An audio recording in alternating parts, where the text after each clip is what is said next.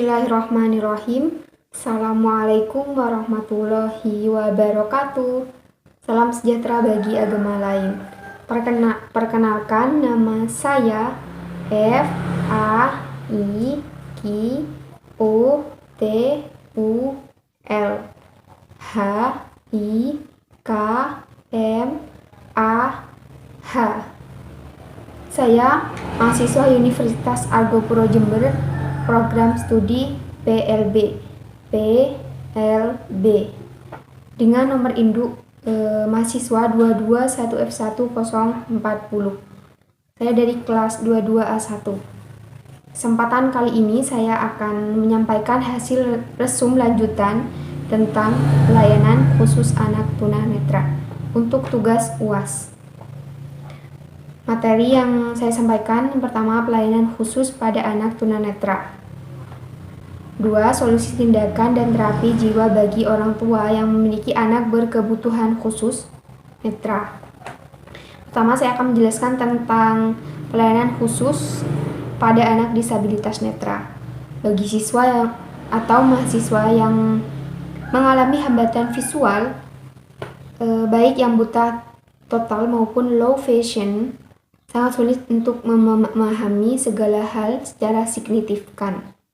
Menurut American Foundation for the Blind, mahasiswa yang mengalami hambatan visual membutuhkan seorang guru yang bersertifikat dan seorang ahli orientasi mobilitas. 1. Gunakan nama. Selalu menggunakan nama saat berinteraksi bersama mahasiswa. Dengan cara inilah mereka akan tahu kita sedang berbicara dengan mereka. Misal, "Hai Ali, saya Faik," dan seluruhlah teman-teman sekelas menirukan hal yang sama. 2. Gunakan kata-kata yang berujuk pada penglihatan.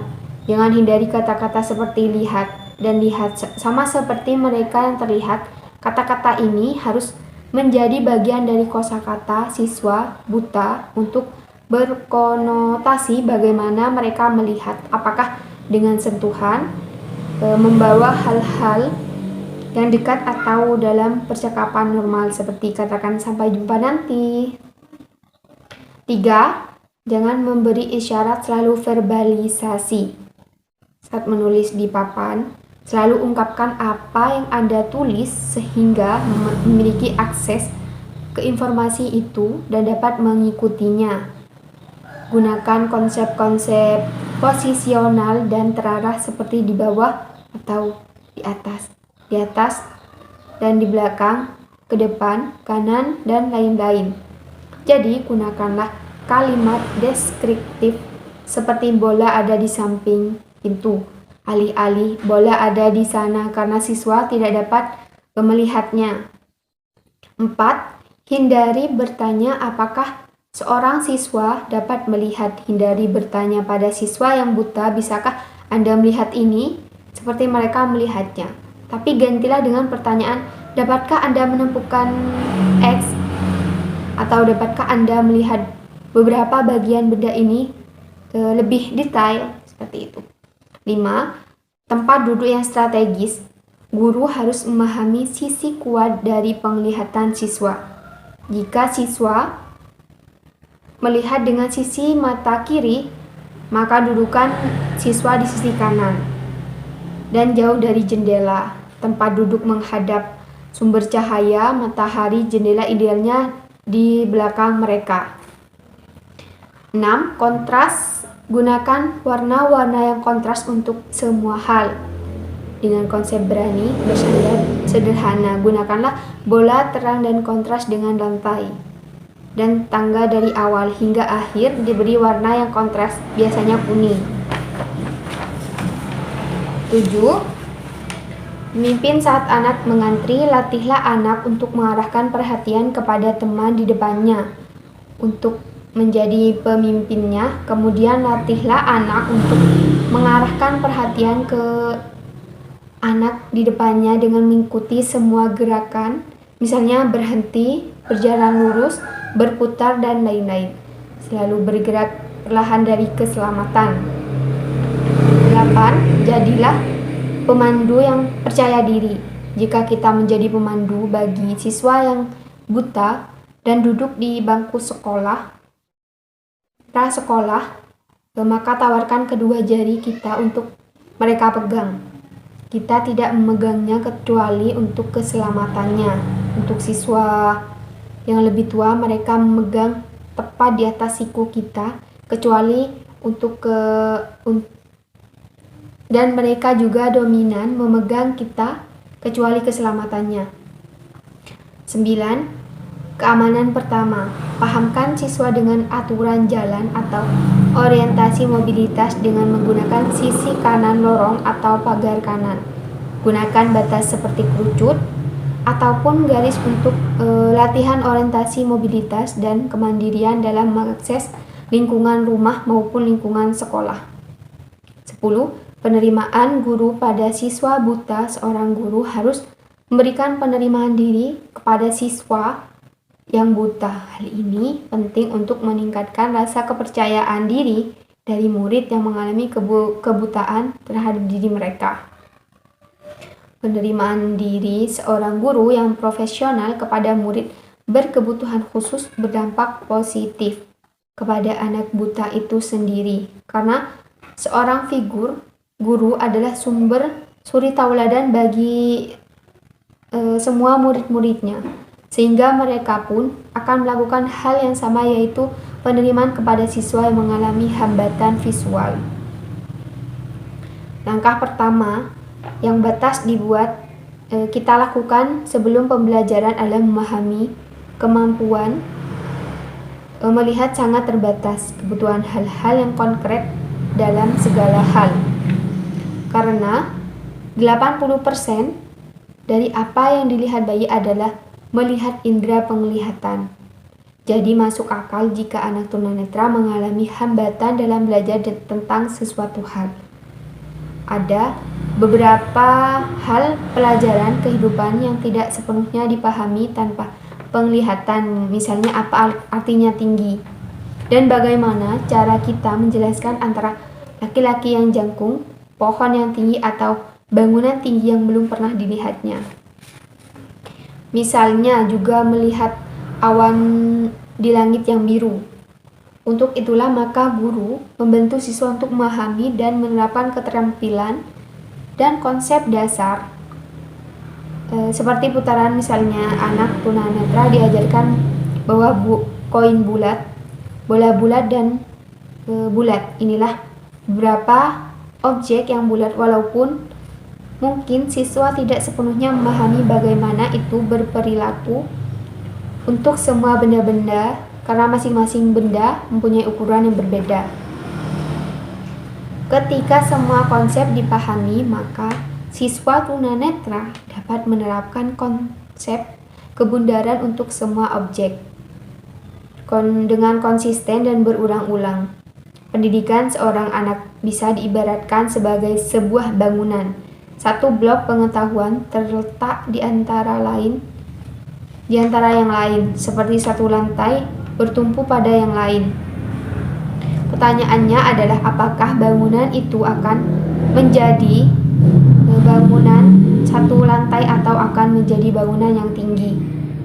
Jadi cara lain untuk memvisualisasikan adalah dengan membayangkan segitiga terbalik miring dimulai hanya dengan konsep kecil. Konsep ini diperluas dan digunakan untuk mengajar orang lain. Jadi piramida itu dibangun dari bawah ke atas.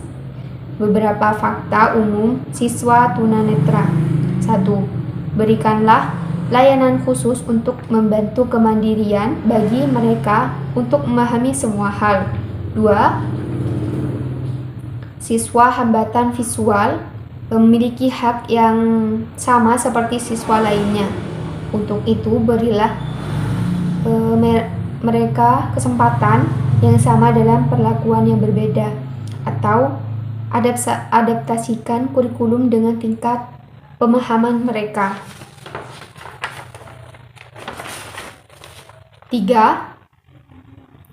Berikan jadwal khusus kepada siswa hambatan penglihatan untuk memperkenalkan diri dan perkenalan dengan peraturan kelas dan membiarkan siswa untuk mempelajari semua tata letak ruang kelas. 4. Berilah waktu yang intensif pada anak hambatan visual untuk memahami pembelajaran secara individu. Misalnya, bagaimana cara dia menulis, membaca, mencatat, dan lain-lain. Jika dia berada di kelas reguler dan siswa reguler, kita berikan kegiatan yang menarik sehingga aktivitas kita ketika memberikan layanan khusus tidak mengganggu siswa yang reguler. 5. Mintalah siswa menjelaskan kondisi matanya. Ini adalah keterampilan penting bahwa siswa yang membutuhkan sisa hidupnya, setiap kali dia bercerita, dia sedikit lebih mudah untuk dijelaskan. 6. Pada siswa yang low vision, mintalah untuk memberitahu apa yang ia lihat. 7. Beritahu anak ketika dia memberikan sentuhan. Jika kita memberikan sentuhan dengan tiba-tiba akan berdampak pada ketakutan bahwa hal itu sebuah ancaman atau sebuah kejutan. 8. Perlu diingat bahwasannya sekitar dari 70% komunikasi adalah nonverbal, sedangkan siswa hambatan visual tidak dapat melihat ekspresi wajah seorang guru atau apapun yang dikenakan guru, apalagi yang dijelaskan guru. Untuk itulah betapa pentingnya kita memvisualisasikan dan menjelaskan situasi yang terjadi dengan cara verbal. 9. Gunakan alat perekam suara ketika kita mengajar di kelas. Hal ini membawa keuntungan bagi kita sendiri maupun hambatan visual. Kita akan mendengarkan suara kembali, sedangkan anak hambatan visual dapat membangun opini tentang Anda dari menemukannya suara Anda dan juga dapat mengulang materi pembelajaran yang telah Anda sampaikan. 10. Selalu perkenalkan diri Anda maupun siapapun yang berada di lingkungan sekolah, karena anak hambatan visual mengidentifikasi seseorang dengan mengenali suaranya. Hilangkanlah kebiasaan berjalan ke siswa hambatan visual dan membuat anak hambatan visual malu. Seperti halnya ketika seseorang menghampiri kita dan mengajukan pertanyaan yang sama kepada Anda dan Anda lupa siapa mereka. 11. Saat Anda berkomunikasi dengan siswa hambatan visual, maka sebutan namanya dulu. Memanggil nama siswa seperti membuat kontak mata dengan orang yang melihat. Biasanya di dalam kelas ada banyak suara yang mengganggu konsentrasi siswa hambatan visual. 12. Pahamkan kepada siswa di kelas untuk memanggil nama anak hambatan visual supaya hambatan visual tersebut menemukan temannya satu persatu dan membantunya untuk mendapatkan teman. 13. Latihlah anak supaya mempunyai kepercayaan diri dan penilaian positif tentang dirinya dan tidak menggunakan kecacatannya untuk merasa rendah diri dan tidak berarti. Libatkan anak hambatan visual dalam setiap kegiatan, baik itu dalam kelas ketika demonstrasi atau diskusi. Berikan ia keluasan untuk memecahkan permasalahan yang sedang dibahas karena hal itu terbukti dan meningkatkan self-esteem, keberhargaan diri pada dirinya, untuk pengembangan nilai-nilai positif dalam pendidikan dan kehidupannya di masa yang akan datang. 14. Ciptakan dan doronglah anak hambatan visual untuk proaktif di dalam berbagai kegiatan. Biasakan dia memiliki karakter untuk memberi dan bukan menerima, memberi dalam hal ilmu, pengetahuan, adapun pengalaman yang mereka miliki pada orang lain. 15. Berikan dukungan, inspirasi, dan motivasi, dan apresiasilah capaian apapun yang telah ia miliki, sehingga ia pun terpacu untuk maju dan sukses.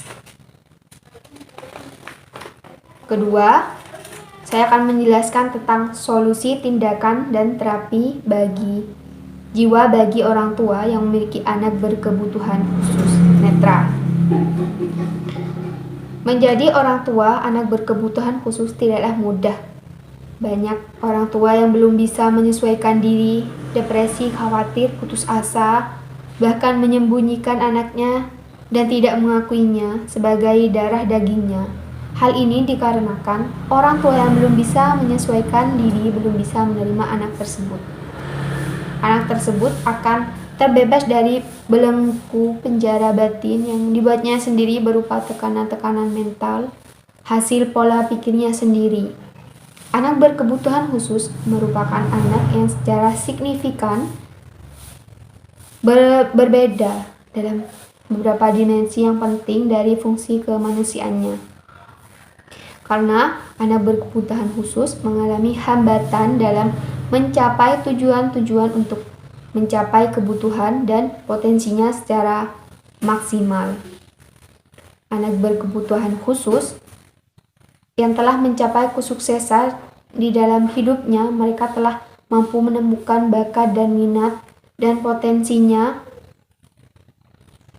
sehingga semua orang berdejak kagum dan dengan kelebihan atau keterbatasan yang ia miliki.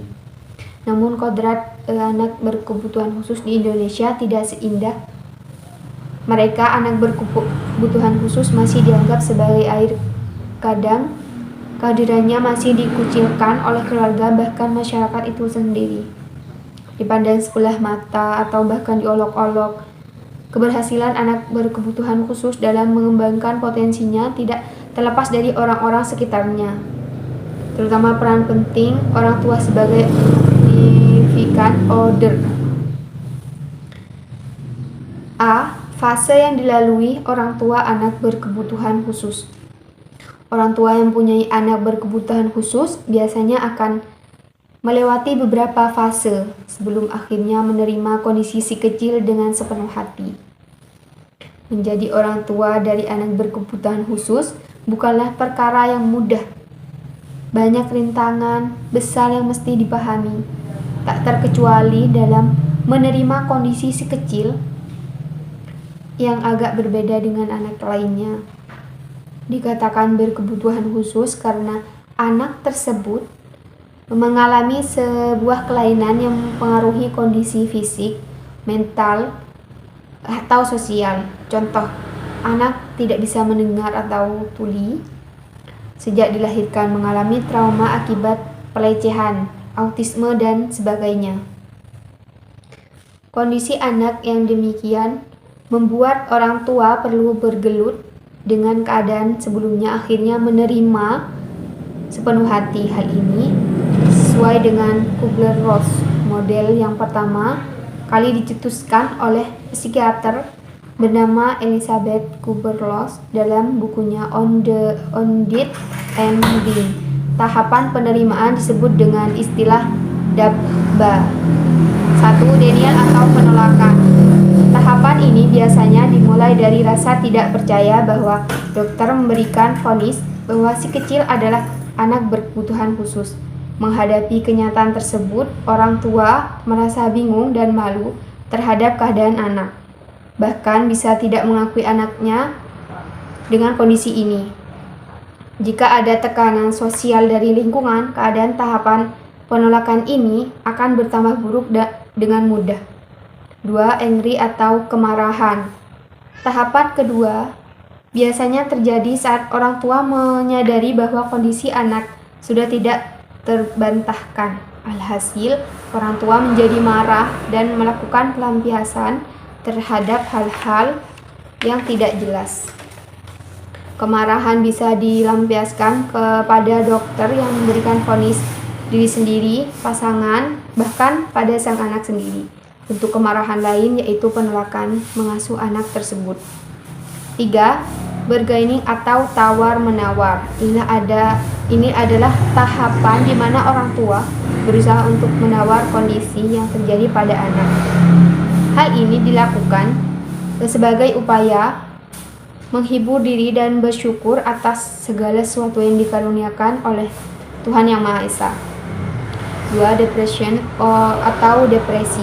Tahap ini orang tua merasa putus asa, tertekan, dan kehilangan harapan. Oleh sebab itu, orang tua dengan anak berkebutuhan khusus akan menarik diri dari lingkungan. Terkadang orang tua juga malah mengalami masalah pada kehidupan sehari-hari lantaran tekanan demi tekanan yang tidak bisa dibantah. 5. Assistance atau penerimaan adalah tahapan penerimaan kondisi si kecil. Pada tahap ini, orang tua menerima sepenuh hati bahwa dirinya memiliki anak berkebutuhan khusus. Memang tidak mudah, tapi kenyataannya tidak bisa dibantah. Meski si kecil berbeda dari yang lain sesuainya, ia tetap buah hati Anda yang memerlukan kasih sayang dan dukungan dengan penuh hati dari kedua orang tuanya, keluarga maupun orang-orang di sekitarnya. Hadapi dengan penuh kesabaran dan yakinkan diri sendiri maupun orang-orang di sekitarnya Anda bahwa Anda berkebutuhan khusus adalah titipan Tuhan yang tetap harus disayangi dengan sepenuh hati. Melakukan intervensi terdapat dua macam, yakni copying behavior, yakni problem focused copying yang berfokus pada masalah itu sendiri, dan emotion focused copying yang berfokus pada bagaimana mengelola emosi dan perasaan ketika menghadapi permasalahan. Emotion focused copying dapat dilakukan melalui kegiatan keagamaan yang dapat memberikan ketenangan jiwa, sementara problem focused copying dapat dilakukan dengan mencari akar permasalahan yang terjadi. Perkembangan orang tua mempunyai peran penting dalam membangun self-esteem maupun self-efficacy, sehingga anak memiliki kepercayaan diri untuk dapat tampil di masyarakat dengan keterbatasannya. B. Langkah-langkah yang dapat dilakukan orang tua yang memiliki anak berkebutuhan khusus, terutama anak disabilitas netra. 1. Orang tua harus menerima apapun kondisi anaknya. 2. Orang tua harus semangat untuk segera bangkit, harus menggali kemampuan di diri anak. 3. Orang tua harus selalu berpikir positif atas semua kejadian yang dihadapinya, mengandung nilai-nilai hikmah. Orang tua harus memberikan dukungan penuh kepada anaknya.